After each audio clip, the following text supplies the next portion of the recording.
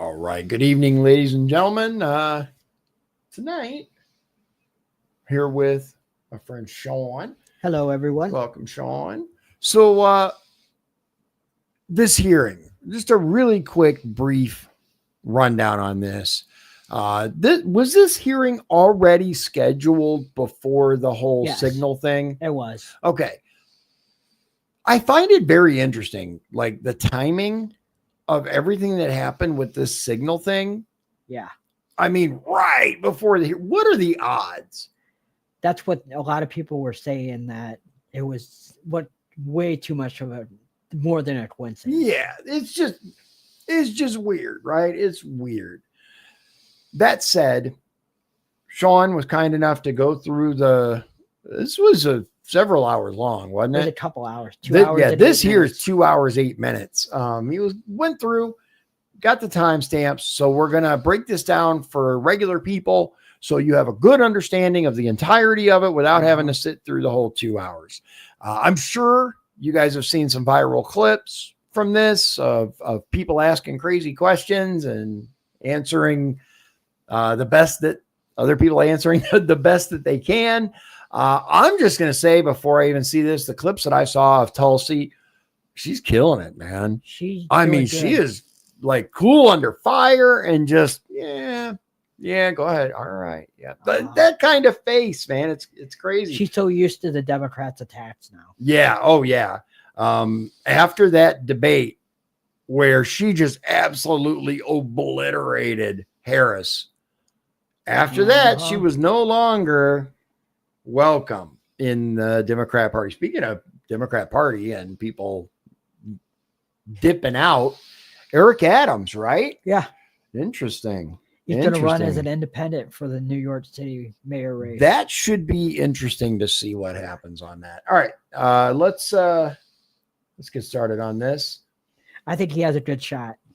I think so too. I think the people of New York were very, very happy when he stood up and said, look, we need help with this illegal situation.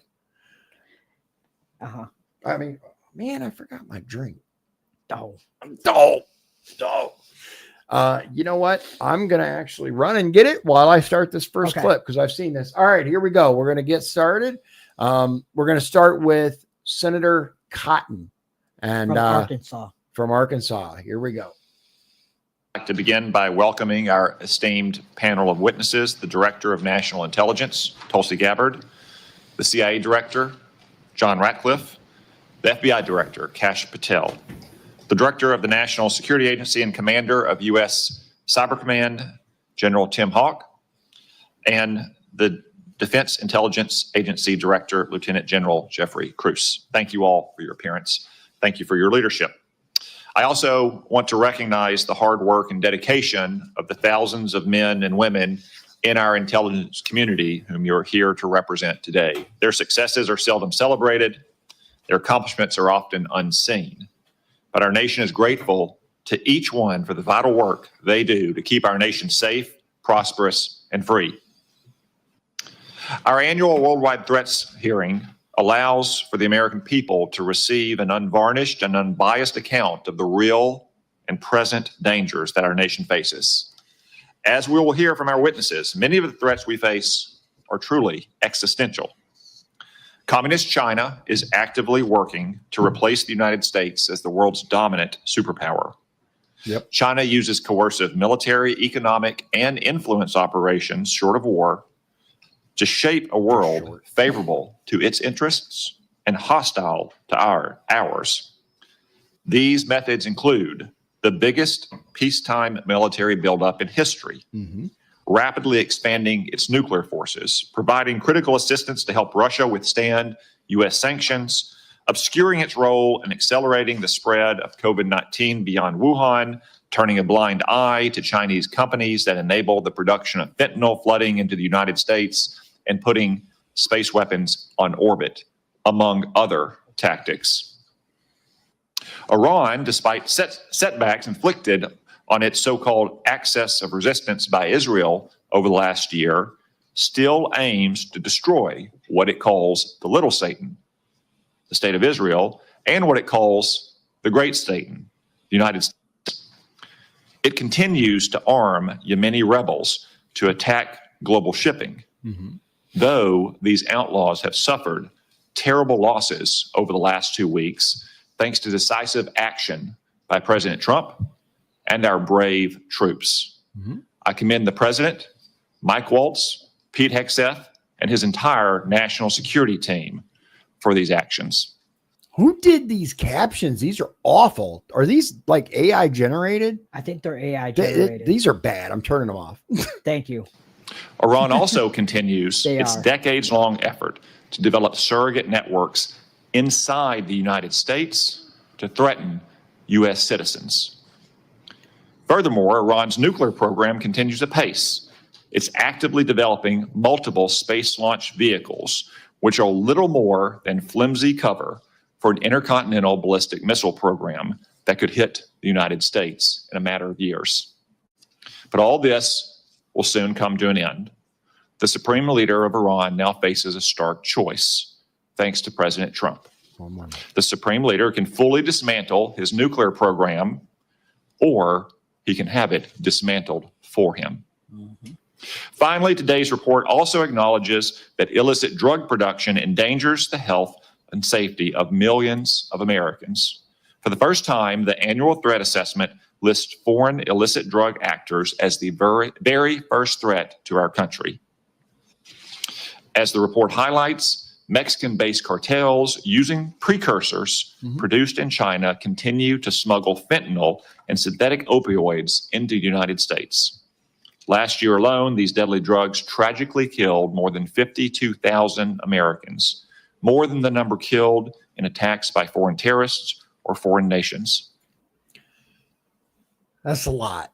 It is. That's a lot. And fentanyl, guys, fentanyl hurts every class of people. It's not just the poor or the drug addicted, or you get these college students that will try one pill from someone and it's laced with fentanyl and they're dead and it's over.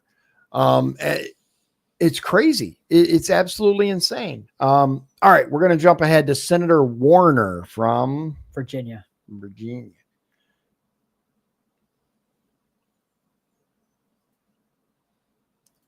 Well, thank you, Mr. Chairman, and good morning, everybody. I want to thank all the witnesses for being here. Got about 4.5 minutes. I got to say, I've been on the committee now for 14 years, and this year's assessment is clearly one of the most complicated and challenging in my tenure on the committee. And I want to get into that in a moment, but I want to first of all address the recent story that has broken in the news.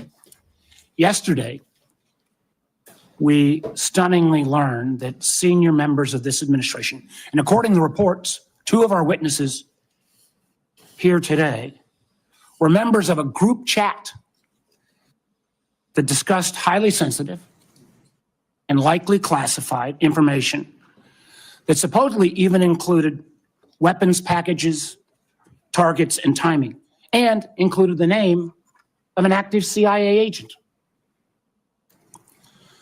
Putting aside for a moment that classified information should never be discussed over an unclassified system, it's also just mind-boggling to me that all these senior folks were on this line and nobody bothered to even check Security Hygiene 101. Who are all the names? Who are they? Well, it apparently included a journalist. And no matter how much the Secretary of Defense or others want to disparage him, this journalist had at least the ethics to not report, I think, everything he heard. Allegedly. Question I raise is like, everybody on this committee gets briefed on security protocols. We're told you don't make calls outside of SCIFs of this kind of classified nature. We don't know, and I'm going to ask, obviously. Director Gabbard is the executive in charge of all, keeping our secrets safe. Were these government devices? Were they personal devices? I have a question. You would know. Does he have a physical condition that causes him to shake? Not that I know of. Okay. I was just curious because I've seen some with palsy or some form. I think he's just that mad. I think he is. Yeah. Now, to be fair, if you take what happened at face value with this whole signal leak, it looks bad. It looks really bad. But as we'll talk about tomorrow in our upcoming video, many people have made the leap or the suggestion that there's more going on here than meets the eye. And I think they're probably right about this. And I think there was a mole. Oh, absolutely. Do you need more room? Like, is this caught on something or? No, I'm Yeah. good. You sure? Here, That's it. hold on. Go ahead and pull and then run it back.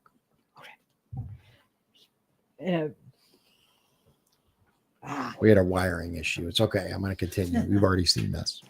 Have the devices been collected to make sure there's no malware? There's plenty of declassified information that shows that our adversaries, China and Russia, are trying to break in to encrypted systems like Signal. I can just say this, if this was the case of a military officer or an intelligence officer and they had this kind of behavior, they would be fired. I'm interested in who actually I think this is one the more report. example of the kind of sloppy, careless, incompetent behavior, particularly towards classified information. I'm very interested to know who exactly was the individual that added the reporter to the chat. That would be. I think that would be useful to find out. I think This is someday not a we'll know. one-off Okay. or a first-time error. Let me take a couple minutes and review some of the other reckless choices that this administration has made regarding our national security. Okay. This should be We all recall, it seems like it wasn't that long ago, but less than 2 months ago. In the first 2 weeks, the administration canceled all U.S. foreign assistance. Now, some may say, how bad can that be? It's foreign assistance. Well, They're so mad about U.S. this. foreign assistance They paid are. for the units in Ukraine U.S. aid, yeah. to provide air defense to civilian cities being attacked by Russia. Foreign assistance paid for guarding camps in Syria where ISIS fighters are detained. Foreign assistance paid for programs abroad that ensure that diseases like Ebola don't come home. And until recently, it paid for the construction of a railway in Africa that would have helped given the United States much needed access to critical minerals in Congo. Now that project, China's going to try to finance it.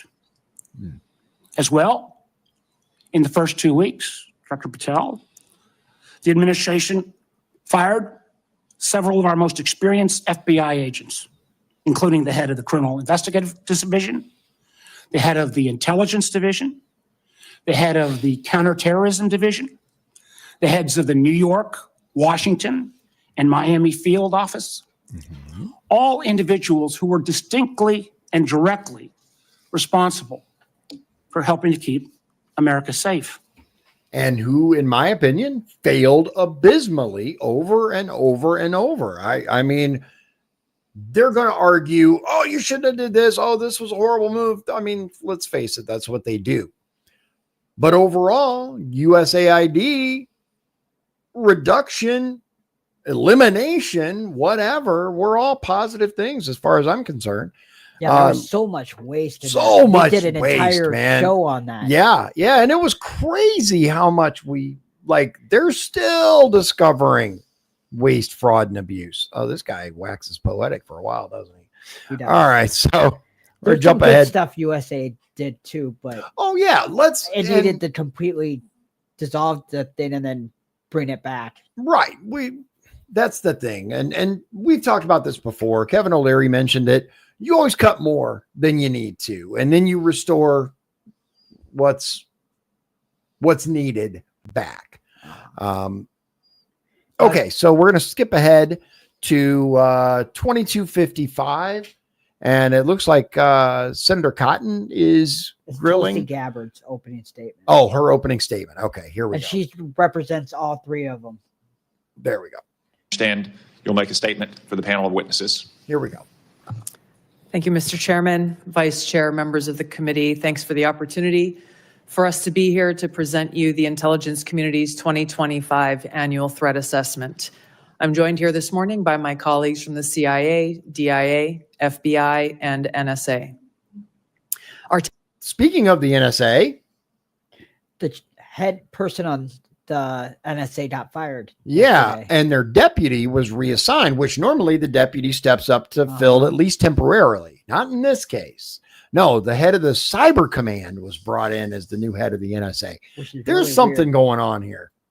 Testimony offers the collective assessment of the 18 U.S. intelligence elements making up the U.S. Intel community and draws on intelligence collection and information available to the IC from open source and private sector and the expertise of our analysts. This report evaluates what the IC assesses most threatens our people and our nation's ability to live in a peaceful, free, secure, and prosperous society. As you know, we face an increasingly complex threat environment that is threatening us here at home and our interests abroad. I'll begin by focusing on what most immediately and directly threatens the United States and the well-being of the American people. Non-state criminal groups and terrorists putting American lives and livelihood at risk. Then I'll focus on the key nation states who have the capability to threaten the interests of the United States. In this complex environment, non-state and state actors are able to exploit or take advantage of the effects of each other's activities. Conventional and asymmetrical capabilities, even the traditionally weakest of actors are able to acquire from available advanced technologies, creates an even more complex and serious threat landscape. True. First, I'll highlight the threats presented by several non-state actors. Okay. Cartels, gangs, and other transnational criminal organizations in our part of the world are engaging in a wide array of illicit activity, from narcotics trafficking to money laundering to smuggling of illegal immigrants and human trafficking, which endanger the health, welfare, and safety of everyday Americans. Yeah. Based on the latest reporting available for a year-long period ending October 2024, cartels were largely responsible for the deaths of more than 54,000 U.S. citizens from synthetic opioids. Mexico-based transnational criminal organizations, or TCOs, are the main suppliers of illicit fentanyl to the U.S. market and are adapting to enforcement and regulatory pressures by using multiple sources and methods to procure precursor chemicals and equipment, primarily from China and India, many of which are dual-use chemicals used in legitimate industries. Independent fentanyl producers are also increasingly fragmenting the drug trade in Mexico. The availability of precursor chemicals and ease of making illicit fentanyl have enabled independent actors to increase illicit fentanyl production and smuggling operations in Mexico. Cartels are profiting from human trafficking and have likely facilitated more than 2 million illegal immigrants encountered by law enforcement at the U.S. southwest border in 2024 alone, straining our vital resources and putting the American people at risk. Criminal groups drive much of the unrest and lawlessness in the Western Hemisphere. They also engage in extortion, weapons and human smuggling, and other illicit and dangerous revenue-seeking operations, including kidnappings for ransom, forced labor, and sex trafficking. These and other human traffickers exploit vulnerable individuals and groups by promising well-paying jobs while confiscating their identification documents. They operate in the shadows, exploiting lawlessness in various areas and using coercion and intimidation to control their victims. While these key drivers of migrants are expected to persist, heightened U.S. border security enforcement and deportations under the Trump administration are proving to serve as a deterrent for migrants seeking to illegally cross U.S. borders. U.S. Border Patrol apprehensions along the southwest border in January 2025 dropped 85% from the same period in 2024. Transnational Islamist extremists such as ISIS and Al-Qaeda and affiliated jihadi groups continue to pursue, enable, or inspire attacks against the United States and our citizens abroad and within the homeland to advance their ultimate objective of establishing a global Islamist caliphate. This includes heightened efforts to spread their ideology to recruit and radicalize individuals in the U.S. and the West. While the New Year's Day attacker in New Orleans had no known direct contact with ISIS terrorists, he was influenced and radicalized by ISIS ideological propaganda, as one example. Al-Qaeda and its affiliates continue to call for attacks against the United States as they conduct attacks overseas. And one thing that I would like to point out, and I'm not saying all Muslims are extremists, because they're not, but Islam, Muslim, I mean, they're the same religion, at least initially. I'll be honest, I don't know that much about the whole thing, but so many cities in the UK are now run by Muslims. They definitely have more of a problem with that than we do. Which is wild if you think about it, man. England, of all places, like the home or the epicenter of the Crusades. Like, interesting, isn't it? Like from a, 30,000 foot level, you look at it, it's interesting. All right. We're going to jump ahead to good. Tulsi talks a while, so I edit that. Yeah, absolutely. This gets to the meat of it, which we appreciate. She can be a little long-winded, but she says some wild stuff. All right, so we're going to jump ahead to the 40:58 mark, where it starts the questioning. All right.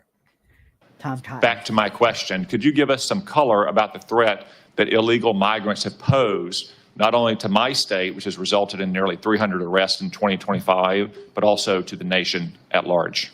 Thank you, Mr. Chairman, Mr. Vice Chairman, and members of the committee. Kash Patel. I appreciate the time to address you all, specifically to Arkansas, Senator. The priorities at the FBI, which I identified during my confirmation hearing and since, is attacking violent crime along with national security. And every single state in this country is a border state. Arkansas is no exception. Allow me to highlight the work of the men and women in the FBI and state and local law enforcement in the state of Arkansas. Since February 5th alone, we've had 220 illegal immigrants arrested on charges varying from violent offenses, weapons offenses, narcotics offenses, and serious violent felonies. 253 separate individuals have been charged related to those offenses. And here's something I want the American people to hear about narcotics and countering narcotics. Thousands of pounds of narcotics were seized in these 3 weeks in the state of Arkansas. Thousands, worth tens of millions of dollars. Everything from fentanyl to meth to cocaine to heroin to marijuana and more. And also including manufactured drugs. Thousands of pounds in 2 months. That's terrifying. And that's one state. One state. They're doing that across the country. That is crazy. Imagine, if you will, the previous administration allowing this to flood through our country. And this is why Senator Butthole, or Warner, talking about firing the various heads of these various. Well, you're damn right. Look at what they allowed. The FBI does have the biggest footprint in Arkansas, but we could not achieve this mission without our state and local law enforcement partners, which has been one of the priorities since I took the helm at the FBI. They provide the greatest ground level intelligence to conduct these operations in Arkansas and in every single state across the union. Since February 5th, we've assisted with the arrest of hundreds of criminals and illegals throughout your state.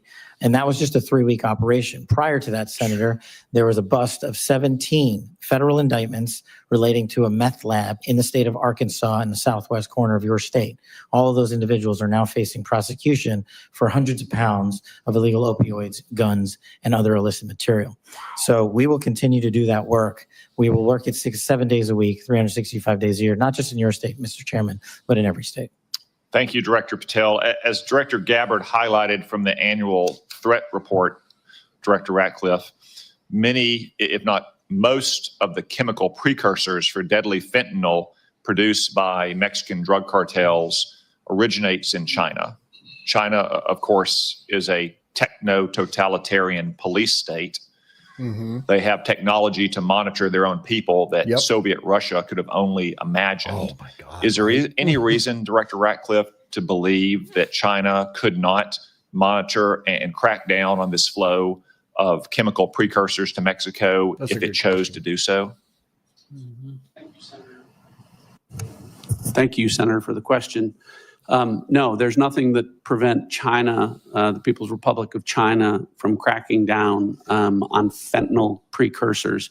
As you well know, Senator, one of the reasons that they don't is that there are more than 600 PRC-related companies that produce those precursor chemicals in an industry that generates $1.5 trillion.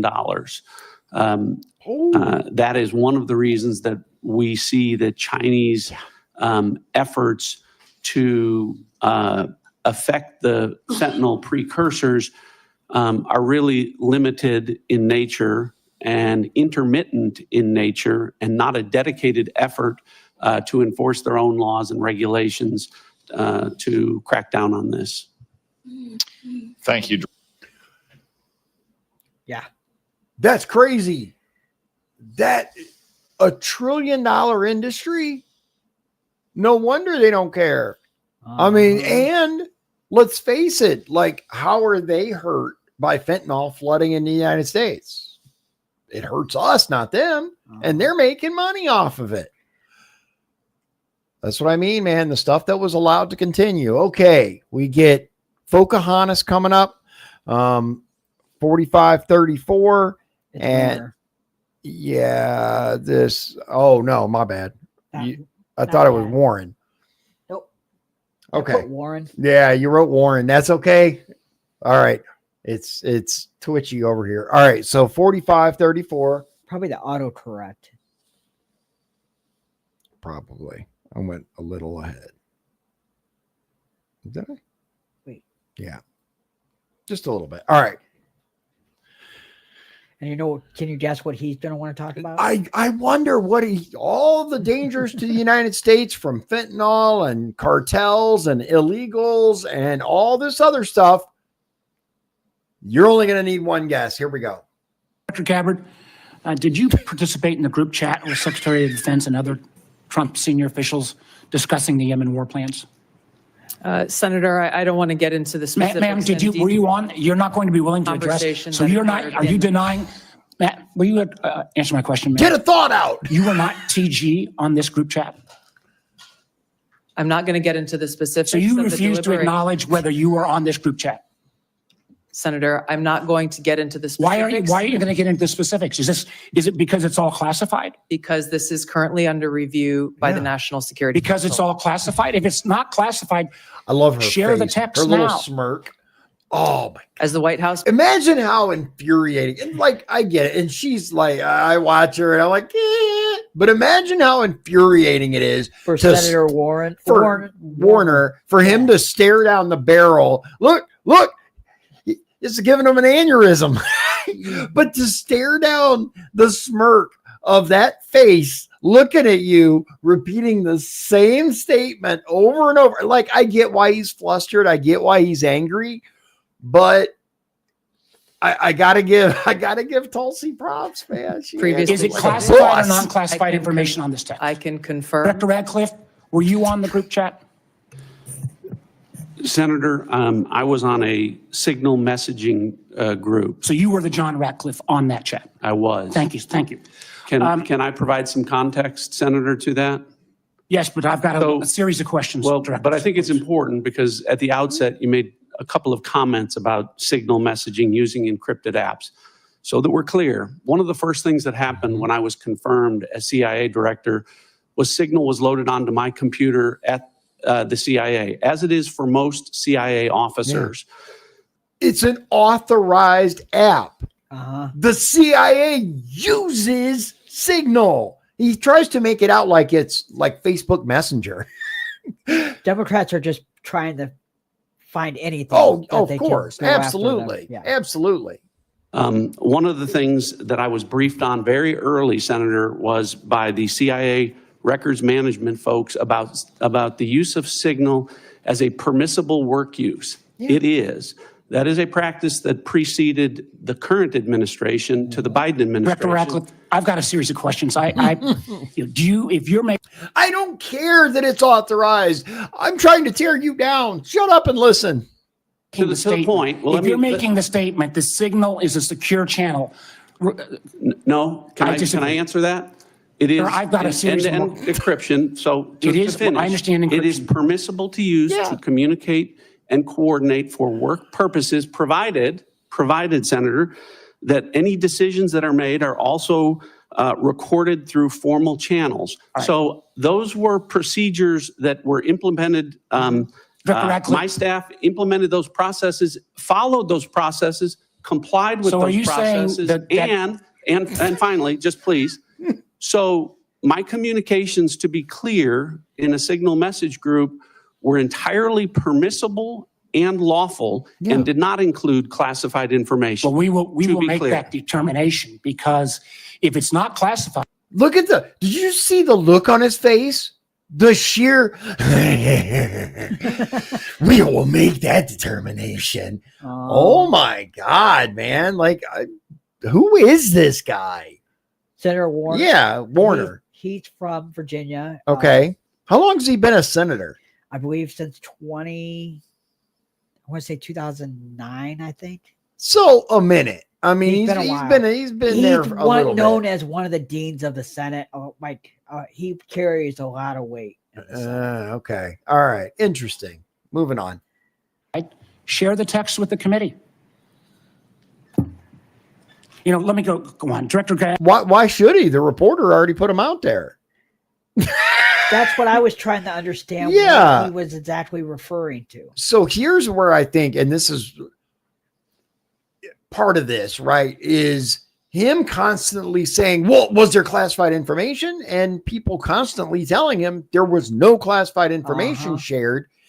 And they're looking for, because the reporter allegedly refused to publish the classified information, of which the people at the table are saying there was no classified information. So that's why he's, because he wants to catch them in a lie, which I get. But if they aren't, and if the reporter is lying, which is honestly far more likely given his hard on for DJT, then, makes sense. This is the Atlantic we're talking about here. Come on. Gabbard, you are the security executive and set access guidelines for classified information. Did you contact the defense secretary or others after this specific military planning was put out and say, hey, we should be doing this in a SCIF? There was no classified material that was shared in that. So then if there was no classified material, share it with the committee. Give it to me.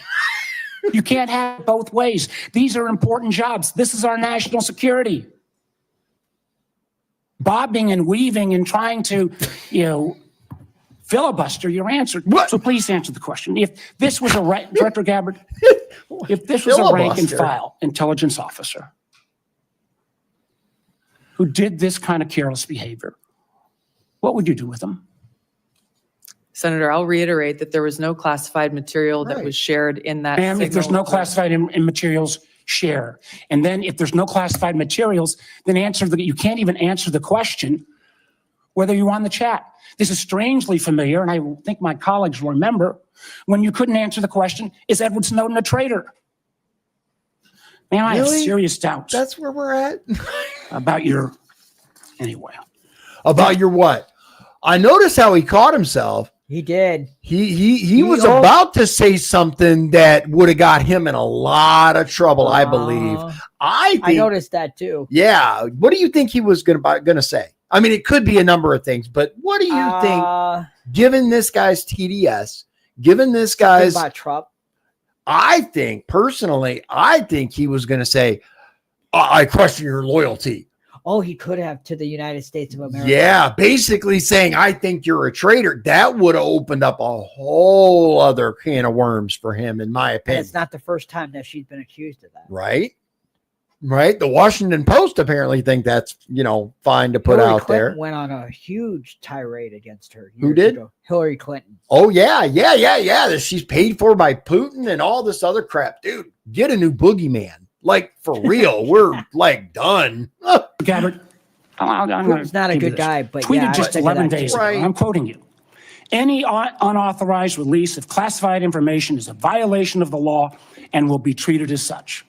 Dude, it wasn't classified, she said, Spank Nugget. Move on, bruh. There's other So if this issues. information Right? is classified, what are you going to do?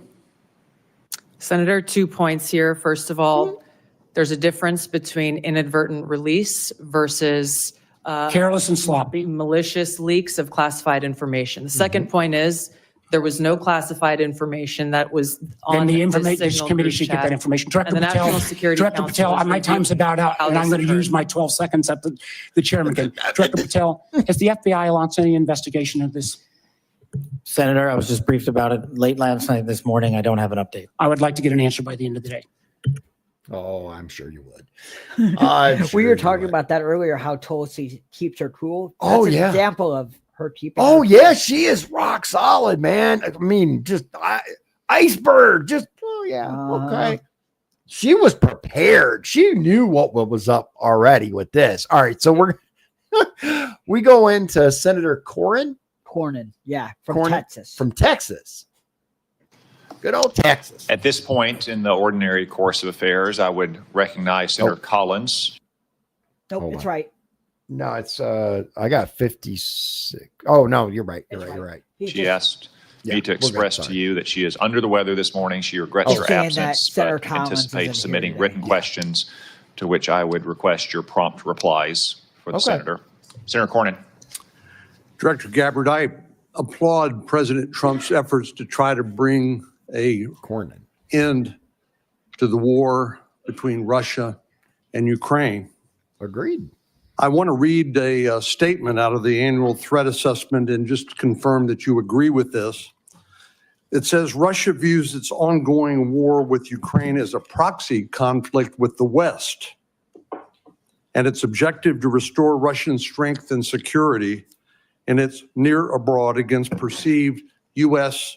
and Western encroachment has increased the risks of unintended escalation between Russia and NATO. Do you agree with that statement? And that is in the annual threat assessment, correct? Correct. I'd like to refer to an AP story, Associated Press, dated March 21st, 2025. The title of the article is Western Officials Say Russia is Behind a Campaign of Sabotage Across Europe. This AP map shows it. Mr. Chairman, I'd like to ask unanimous consent that's being made part of the record. Without objection. The document that AP compiled, and I presume this is through open sources, documented 59 incidents, including cyber attacks, spreading propaganda, plotting killings, or committing acts of vandalism, arson, sabotage, or espionage. Is that consistent with your understanding and impression of what Russia's currently engaged in Europe? Senator, I haven't seen that specific article, but I can confirm that we assess Russia's attempts to conduct such sabotage activities in Europe. Thank you. And I will say this, regardless of which administration is in control of the United States, Russia is absolutely engaged in a proxy war against us. That there's no way around it. I mean, we've both been forced to it up to the Trump administration by everything that's happened with Ukraine and everything else, the NATO and all this crap. It's happening. We just aren't boots on the ground shooting each other. Kind of That's a new it. Cold War. No, absolutely. Absolutely. And it's beyond that with Ukraine now, obviously. It's That a is true. proxy war. It's like Vietnam all over again. One of the things that I'm most concerned about following some of the discussions between Russia and Ukraine and the United States and our other allies. Obviously, as I said, peace between Ukraine and Russia is the desirable end state. I think you'd have to be crazy to say otherwise. But I also want to talk a little bit about the unexpected or maybe unintended consequences of European insecurity. Yeah. I know the incoming Chancellor of Germany has talked about the possibility that Germany might share its nuclear weapons with Ukraine. What? Yeah. What the hell kind of insanity is that? Uh-huh. Germany's talking about, oh yeah, we'll just share our nukes, no big deal. Dude, that's a guaranteed World War III right there. And the weird thing is, they also want to I said this to you too, that they're doing both sides because they want to bring up the Nord Stream 2 again. Did I send that to you? They want to rebuild that. Yeah, I saw that they were talking about oil from Russia. So they're like doing both sides. I'm not sure what Germany's doing. Dude, Germany's playing a dangerous game. Yeah. Oh, wow, man. And see, this is what I'm talking about. This is exactly why in my opinion, we need someone like Trump, because can you imagine under President Biden, like the situation where Germany just to share nukes with Ukraine, like Biden would be like, oh yeah, no problem, whatever, huh? Yeah, he wouldn't even know what happened. They tell him 3 weeks later that, he did an executive order. Yeah, that was the weirdest suggested thing. that the UK would be part of that. I know that. So the UK and Germany are going to share. Hold on. Allegedly, yeah. What the? Might share its nuclear. No more. Germany has talked about the possibility that Germany might share its nuclear weapons with Ukraine, and suggested that the UK would be part of that. Who comes up with this crap?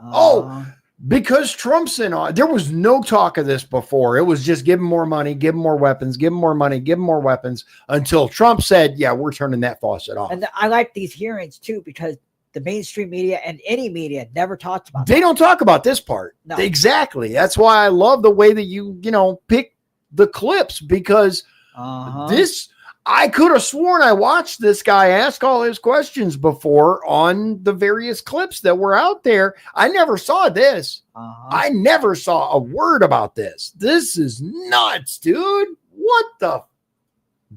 I know that Poland has talked about acquiring nuclear weapons. Oh yeah, because that I'll say this: at least Poland hasn't lost their entire freaking minds.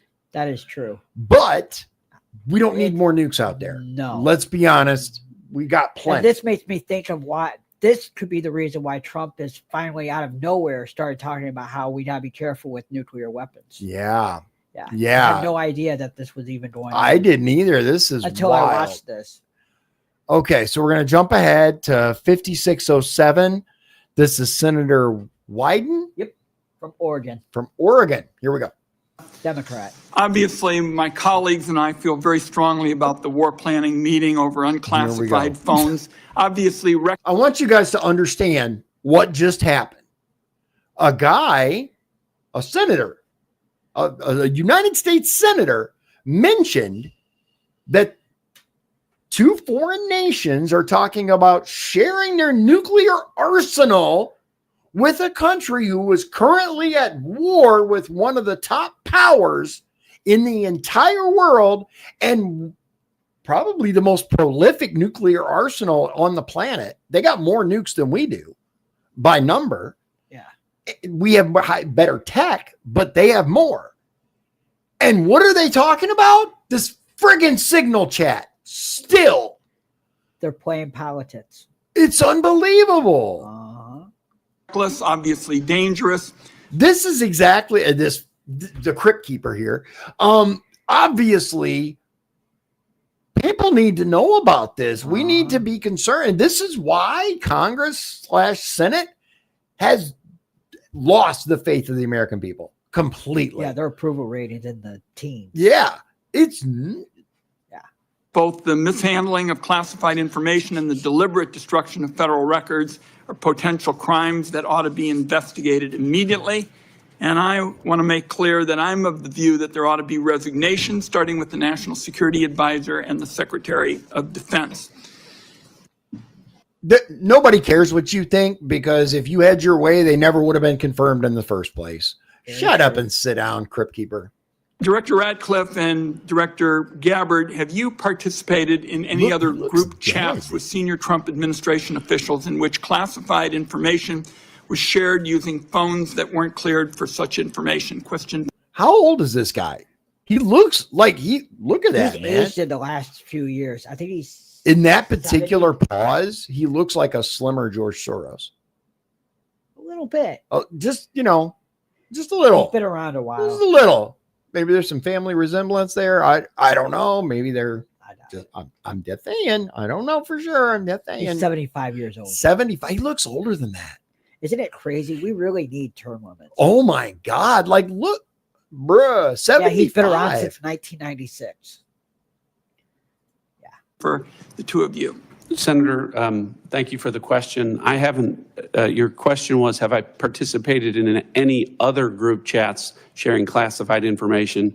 To be clear, I haven't participated in any signal group messaging that relates to any classified information. Good job. At all. Look I at think that was a Director good Gabbard. answer. That was a great answer. Senator, I have the same answer. I have not participated in any Signal group chat or any other chat on another app that contained any classified information. Yeah, and I just think it's important to follow through here. Would the two of you cooperate with an audit to confirm that that is that is the case? That is not the case. That is not the case. He literally told you what they want, what they're trying for, because if they we've seen it before.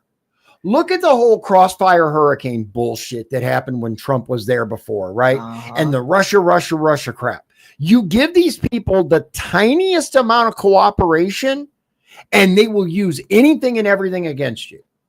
Like, look what they did. And you think the Trump administration or the American people are going to trust you? Look at the fervent disdain and absolute salivating anticipation on his face. There's serious issues, and the Democrats are just playing games. They just don't care. They're talking about sharing nuclear weapons, World War III, but, will you give us access to your phones? Sit down and well, I have no objection. Senator, I'll certainly comply with any follow-up that the National Security Council would deem appropriate. But again, to be clear, the use of signal message in end-to-end encryption applications is permissible and was, in this case, used permissibly, at least to my understanding, and in a lawful manner. The seriousness of this is so clear. That's why I want to have an audit, and both of you gave me an answer indicating that you would be open to that, and I appreciate it. Director. I mean, he said he would. We didn't say the Senate. No, she said, yeah, he went whatever the National Security Council thinks is appropriate, which is not exactly what you want, but okay. Patel, you weren't in this particular group chat, but have you participated in any chats on unclassified phones with other administration officials relating to national security? And if so, on what other topics? Thank you for your question, Senator, and not that I can recall. Cash is keeping it short and sweet. Yep. Good idea. Yeah, not that I can recall. Might drop almost. It looks Right. like he did. All right. Dude, Cash is kicking ass too. Like, all right. So 10103. Senator Lankford from Oklahoma. Lankford from Oklahoma. All right. Service. Let me ask a couple of questions on this. Director Gabbard, let me start with you on this. Iran has been listed as one of the top sponsors of terrorism for a very long time. Yeah. They're the primary armors of Hezbollah, of Hamas, of the Houthis. They're arming the Russians to be able to kill Ukrainians. They continue to be able to destabilize the region. And just in the recent days, When many nations in the Gulf region have talked about how to provide greater stability, Iranian leadership stepped out and made very clear statements. They want a one-state solution for Israel, and it's to drive out all Jews. So this continues to be an issue, not just for the region, but for Americans in particular. So my question is on this is the sanctions and the effect of sanctions, what we know about the Iranian response. Under the Biden administration, those sanctions will turn down, where, quite frankly, Iran has been able to sell $90 billion in oil on the global market to be able to rearm itself and all the others around the region. Now sanctions are now going back onto Iran again. What do we know about the effect of those sanctions? Thank you, Senator, for the question. These sanctions have just begun to be reinstated, so the full effects have not yet borne fruit.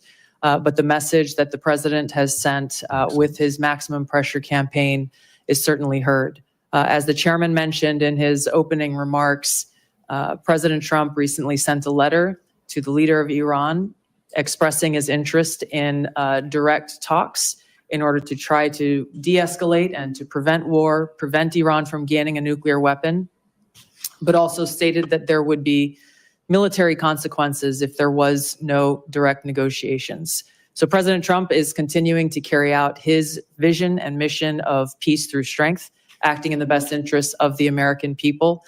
We will see what choices are made from here. Okay, thank you. Director Patel, during the last administration and the very open border policy that they had, we had some years, including 2022 and 2023, where there were 70,000 individuals that were released into the country that were identified as special interest aliens.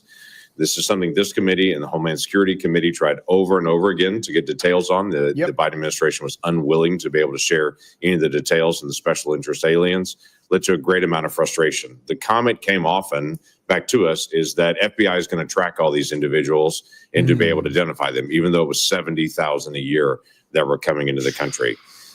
You just walked into this position and trying to get your feet on the ground in so many different issues that are outstanding on that. I raised to you the issue of individuals that are currently illegally present in the country going through a process, but are listed as special interest aliens. By definition from the administration, those are individuals that we don't know their level of risk, but they're considered a national security risk, but we don't know anything else about them from there. So how are you trying to get on top of the number of people that are criminal aliens in the country, but also these special interest aliens that come from terrorist areas?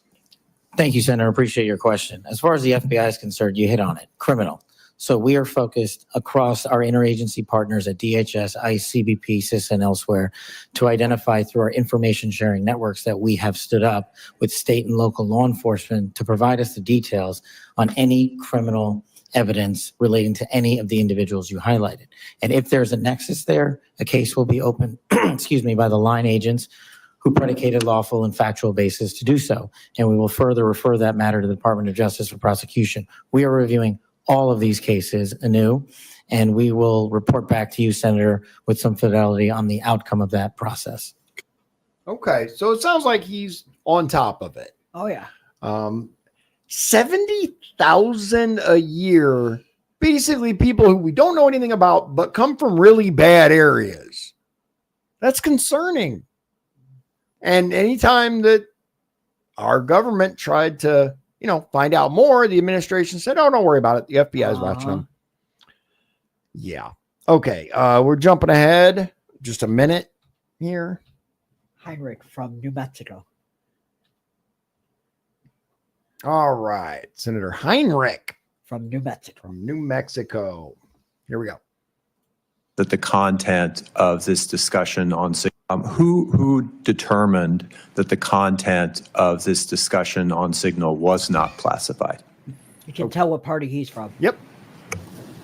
Senator, I guess I'm not. Well, for example, I can speak to my personal knowledge. There was no classified agent mentioned as part of this story. Normally, that would be classified information. So I guess what I'm asking is, did you just determine it was not classified, or was there any declassification after the fact? So to be clear, so everyone understands the process, as we talked about, Signal is a permissible use I has been understand used that. at the CIA, has been approved by the White House for senior officials. And has been appropriate for many conversations. and recommended by CISA for high-level officials who would be targeted by foreign adversaries to use end-to-end encrypted apps whenever possible, like. As a matter of fact, our own FBI during the Biden administration released a report stating they recommend Really? that the American public themselves use an app like Signal because these foreign countries were infiltrating various networks.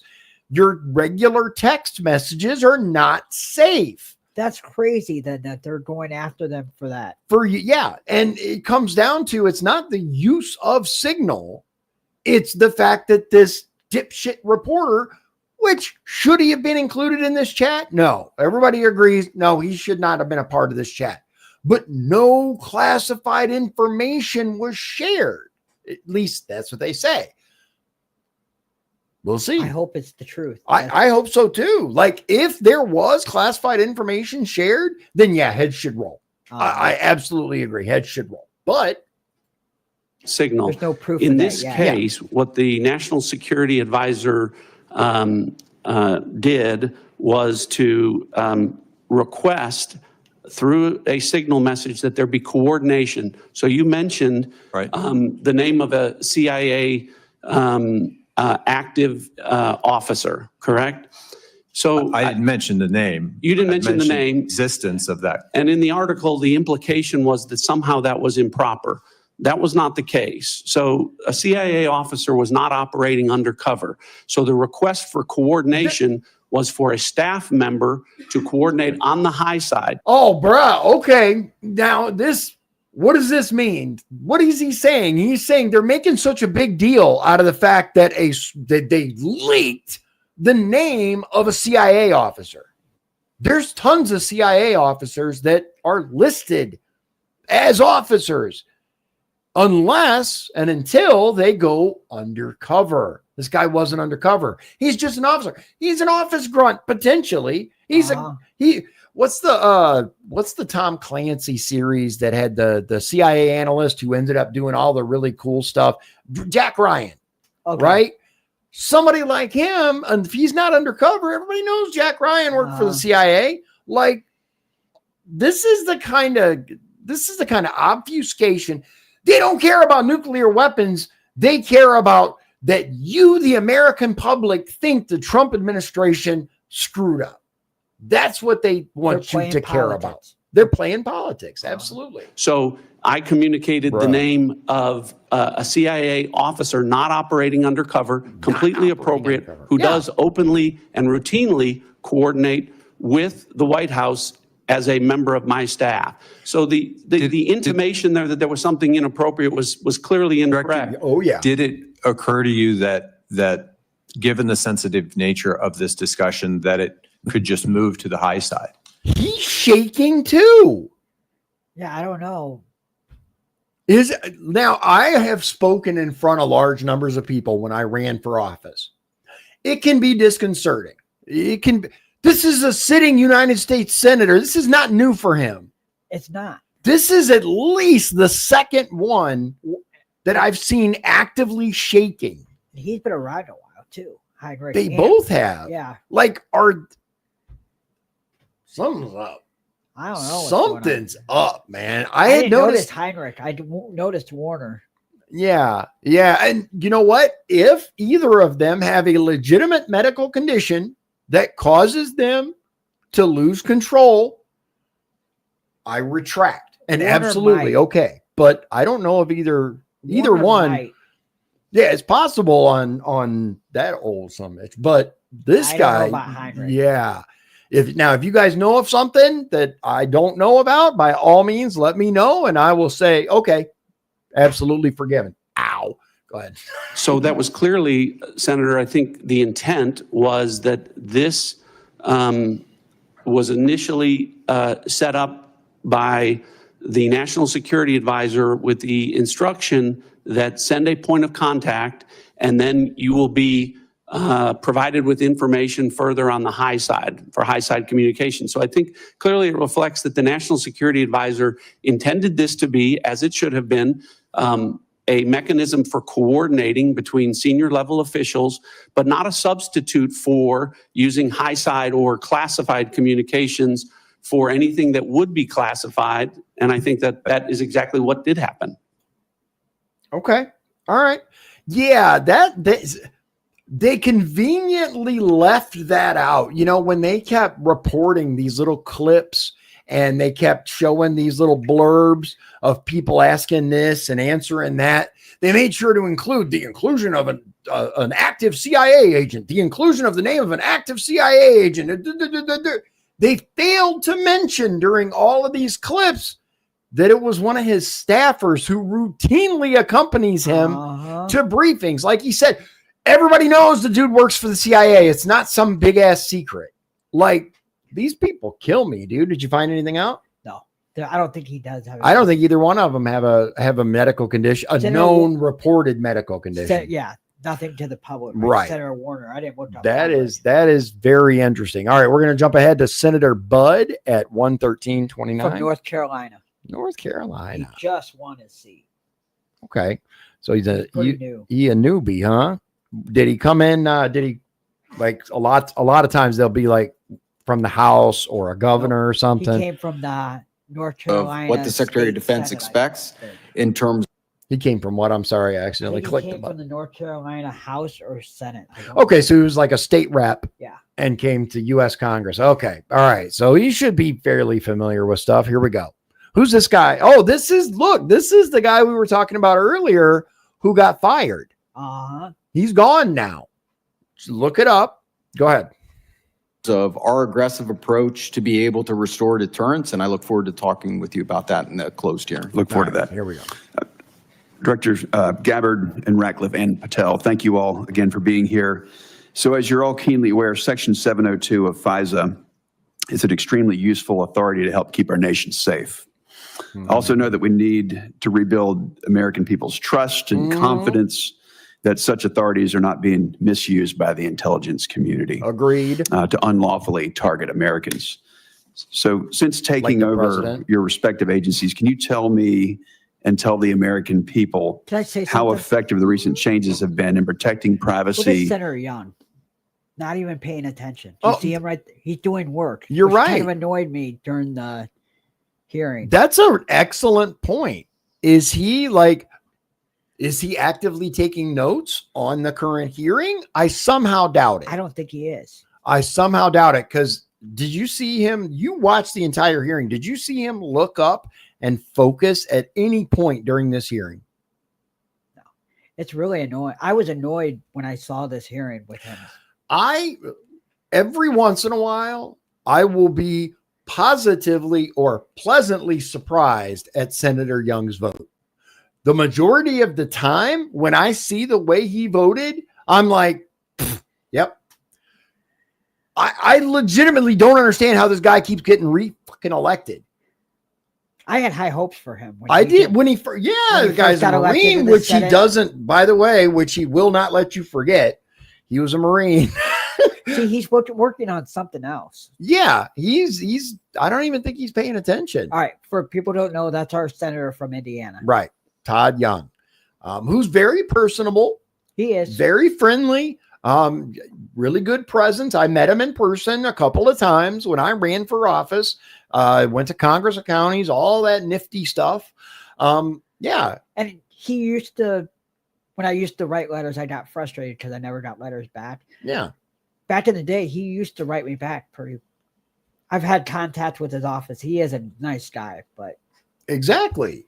But I disagree vehemently with, number one, the way he treated Trump supporters in 2020 was sickening. Absolutely sickening. And he should be paying attention to this hearing.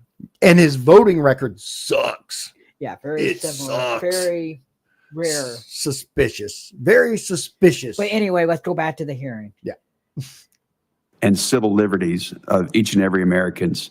And then for those of you who maybe aren't as into politics or who haven't really been paying attention until recently, FISA court is the behind the scenes court that allows it, in my opinion, it's like a direct correlation from the Patriot Act.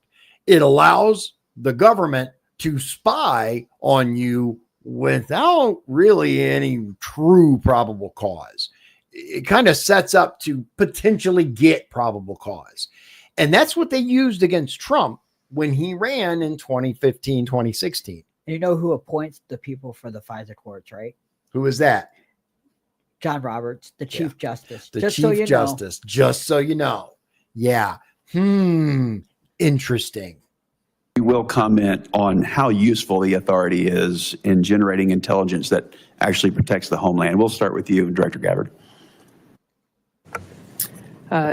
Senator, Section 702, which authorizes the foreign collection of non-U.S. persons outside of the United States, continues to be one of our most effective collection tools to ensure our national security.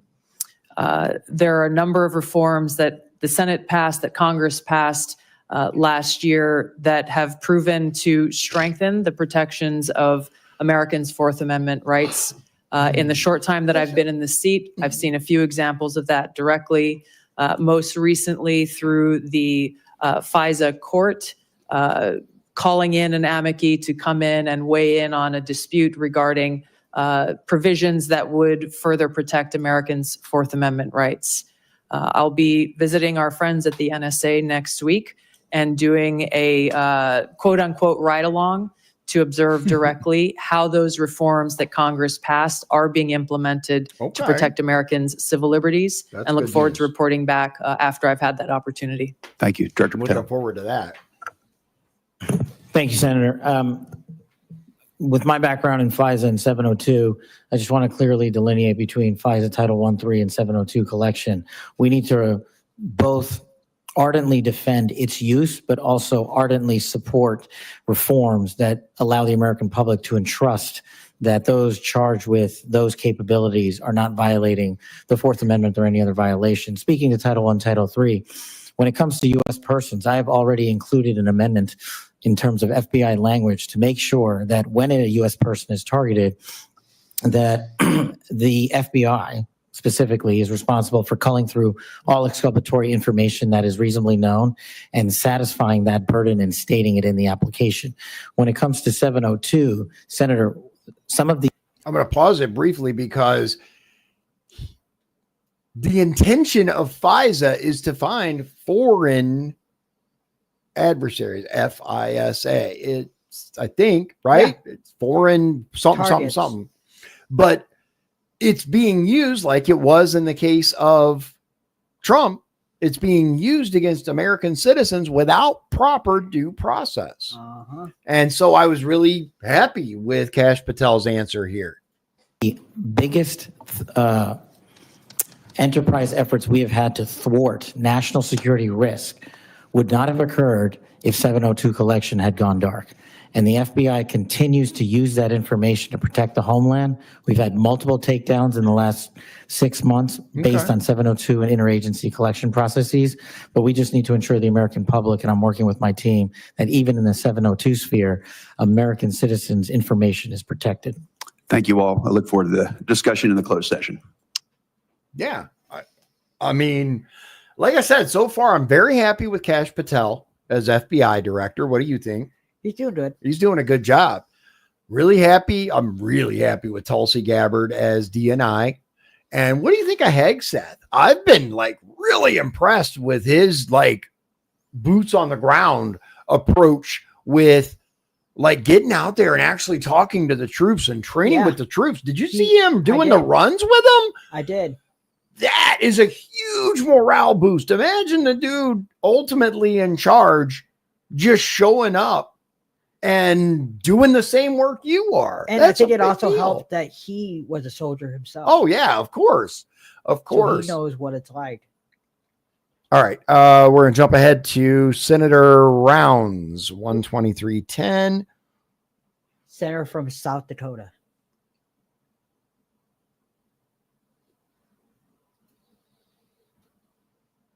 Depth into that issue. In the meantime, I want to direct my first question to Director Ratcliffe. As the debate continues in Washington regarding spectrum, what can you share in this unclassified setting regarding the critical nature of spectrum to national security interests generally? Does anybody know what spectrum is? If I remember right, hold on. Let me know when you're ready. I'm going to go ahead and play this. Thanks for the question, Senator. I kind of know, but I'm going to butcher it, so I'm going to let him find a good answer. I know this is an issue of great interest to the Senate, and the potential auction of commercial space on spectrum. Those, as you correctly point out, the discussions about spectrum, I will start out by saying there are national security implications from such an auction were to take place to both the DoD and the IC. Okay, it's basically, it says that it's worried about foreign adversaries taking over our spectra, basically our radio frequent broadband funding. Oh wait, reading too much. But the way, I'm not sure, hold on. Not sure how to articulate it. Yeah, I hear you. Okay, we'll come back. Our communication networks. Oh, okay. So he's talking about an auction of some sort? Our auction authorities for basically... for the basic networks themselves? Yes. Do you think that's does this have anything to do with SpaceX and Space Force and all of that? Because they're supposed to be responsible for all of our high level communications. It is such a, yeah. It's a lot, man. I'm not going to pretend to understand how this is structured, how it's set up. Let's see what, go ahead. Yeah, this is one issue that I don't know a lot about. Let's see what he has to say. We're going to back it up just a little bit. I butchered that. I think no, you're all right. Those, as you correctly point out, the discussions about spectrum, I will start out by saying there are national security implications from such an auction were to take place to both the DoD and the IC. I think the discussions that we need to have in a classified setting, I can relate to you that the direction from early meetings that we've had is that the discussion about where that might take place would not affect specifically CIA or IC equities. And I hope that's the case and where the discussion goes. But I think we need to be concerned that a public auction at bands at certain levels would have an impact on our ability to deliver an accurate intelligence picture. Okay.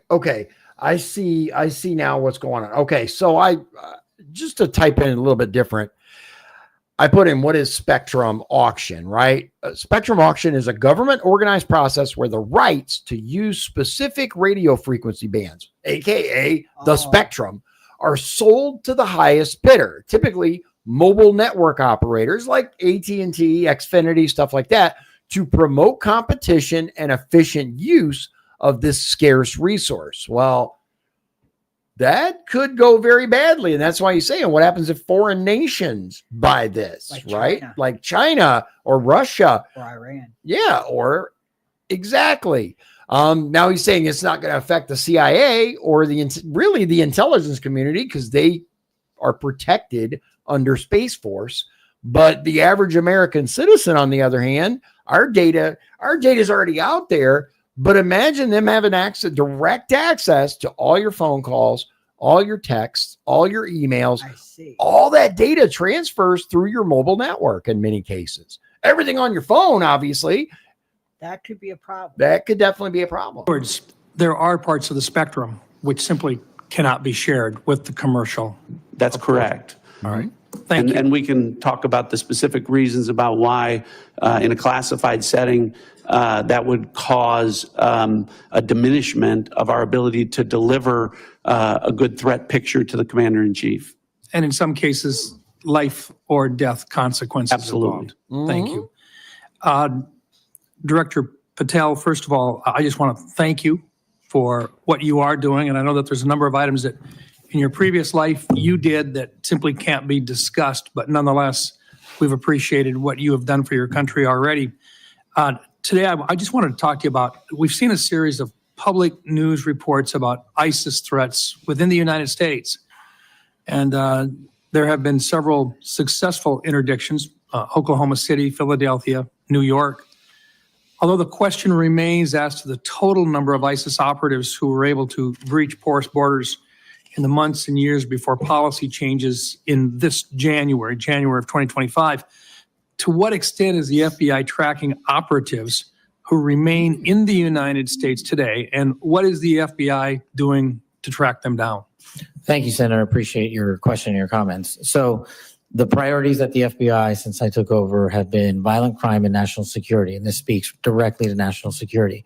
The direction for the FBI is to track down any individuals with any terrorist ties whatsoever, whether it be ISIS or another foreign terrorist organization, and now to include the new designations of the cartels down south and elsewhere. So the FBI is utilizing our Joint Terrorism Task Force, which are situated in all 55 field offices.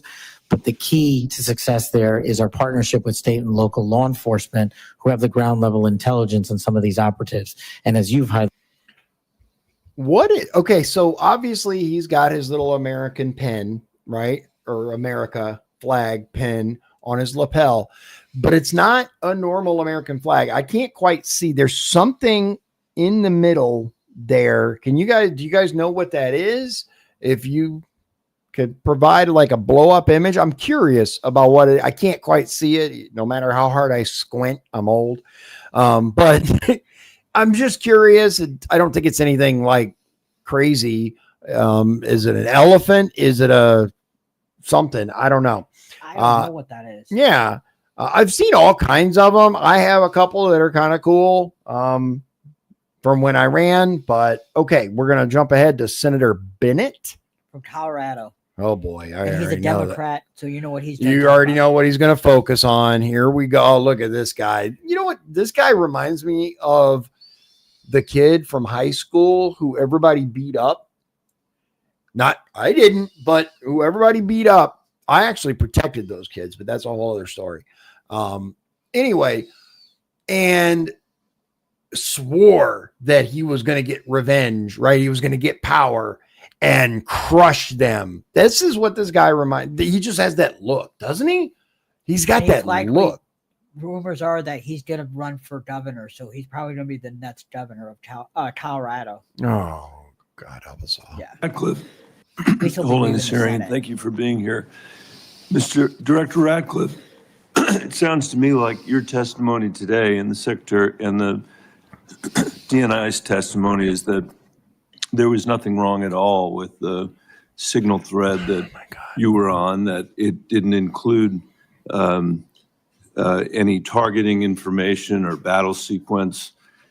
That is your testimony. That's your testimony. And there's a question here. I'm a little staggered that is your view, Director Ratcliffe.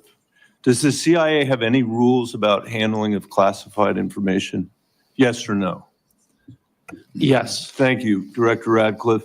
Do you agree? Secretary of Defense Pete Hegseth said this morning when asked by members of the press what had happened. He said this morning in Hawaii that Atlantic Editor-in-Chief Jeff Goldberg is a, quote, deceitful and highly discredited so-called journalist who's made a profession of providing hoaxes time and time again. Yes. Do you share that evaluation, the Secretary of Defense's evaluation of Jeff Goldberg? I do. As a journalist? Senator, I didn't see those comments. I don't know Jeff Goldberg. So do you share that view of the Secretary of Defense? Well, I don't have a view on. Okay. Do you I assuming don't know the that dude. He has that view? Yeah, leave me alone. I'm curious about. Hold on. That's not even his word. Assuming that he has that view. Why would he assume he had that view? He literally just said, I don't know the guy. I don't know anything about You're him. putting words in his mouth. Right? Imagine that. I'm curious about whether you are the CIA director. Okay, this has happened. We know it's happened.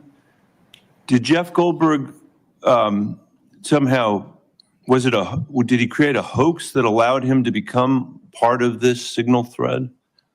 Please answer the question. You don't. Nobody ever said that. Don't insult the intelligence of the American people. What are you even talking about, dude? Did he invite himself to the signal thread?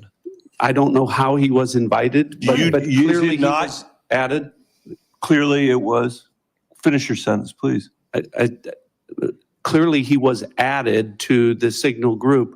Your question is, you don't know that the president's national security advisor invited him to join the signal thread? Everybody in America knows that. Does the CIA director not know that? I've seen conflicting reports about who added the reporter to the signal messaging group. It's perfectly appropriate that there was a reporter added, especially one that the Secretary of Defense says is deceitful, highly discredited, a so-called journalist who's made a profession of peddling hoaxes over and over again. Is your testimony that it was appropriate that he was added to this signal thread? No, of course not. And why did you not call? Hold on, Senator. You're mischaracterizing my testimony. Good. You answered the question. Let me ask you: when he was added to the thread, you're the CIA director. Why didn't you call out that he was present on the signal thread? I don't know if you use signal messaging app. I do, not for classified information, not for targeting, neither not do I, for anything Senator. remote. Neither do I, Well, Senator. that's what your testimony is today. It absolutely is not, Senator. Were you not listening at the beginning? No. When I said that I was using it as permitted, it is permissible I to agree use. that's your testimony. Yeah. I agree that's your testimony. You asked me if I use it, and I said not for targeting, not for classified information. And I said I don't either. I also know Jeff Goldberg. I don't use it to communicate with him, but you thought it was appropriate. By the way, I think he's one of the more outstanding journalists in America. That says it all right there. Yeah. Jeff Goldberg has repeatedly lied about Donald Trump. All right. Our last clip is for Senator Young. Uh-huh. Okay, so he's actually starts paying attention. Maybe, right? Let's see how this goes. All right, so 133.53 to 139.36. Yeah, okay. There we go. All right, here we go. Good old Senator Young from Indiana. Yeah. Here we go. Thank you all for being here. I'll be asking some follow-up questions, clarifications about this signal episode in a closed setting. And okay, so to be fair, he might have been taking notes to formulate his upcoming questions, right? I might have been wrong. He might have been wrong. See, Sean can admit when he was potentially wrong. That said, I still disagree with most of his votes. and try and work with all of you to bring clarity to that situation. It appears to me there's some unanswered questions. It'll take some time, I think, to get there in a more dispassionate setting. Director Gabbard, I'm going to begin today asking you some questions about emerging technology. This has been a real point of emphasis, I know, of our broader national security community for a period of time. We know that PRC is making generational investments in certain emerging tech, AI, biotech, and other areas of technology to reduce their vulnerability against any supply chain disruptions and to lead the world in some areas. As the IC assesses, the PRC is seeking to, quote, become a global S&T superpower, surpass the United States, promote self-reliance, and achieve further economic, political, and military gain.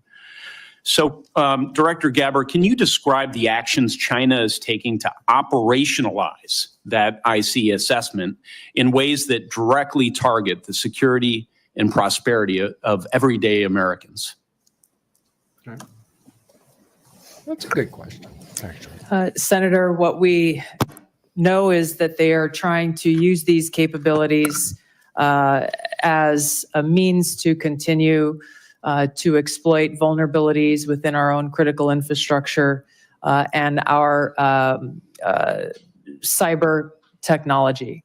The critical infrastructure is a key area of concern given what we know has already been exploited, these asymmetric attacks that have been placed within our critical infrastructure that are of serious concern given how they could be exploited, especially during a time of conflict. We know that they are experiencing a boom in their generative AI capability and are competing very heavily against our own AI capabilities. Obviously, AI can and will be used across a multitude of every sector of our society, both here as we are in our own country, and we expect China to be able to continue to do the same there. So two key areas of vulnerability to the United States, conceivably, susceptibility to cyber attacks, and as China's leveraging of AI towards misinformation, increasingly into the physical realm, they can pose threats to us as well. As follow-up, Director Ratcliffe, we've had Huawei, we've had TikTok. What do you believe will be the next point of technological friction and competition between the U.S. and China? What should members of Congress be looking for? Senator, I think I can answer this question more fully in the classified setting. What I would say is it relates to the issue of emerging technologies and matters of quantum computing and quantum sensing. Oh, that's not good. And our ability to stay ahead of China on the technological curve with respect to those issues. I'd be happy to get into that in further detail in a classified setting. Excellent. We'll dive into that. Director Haw, General, how do you see biotech playing into this broader competition?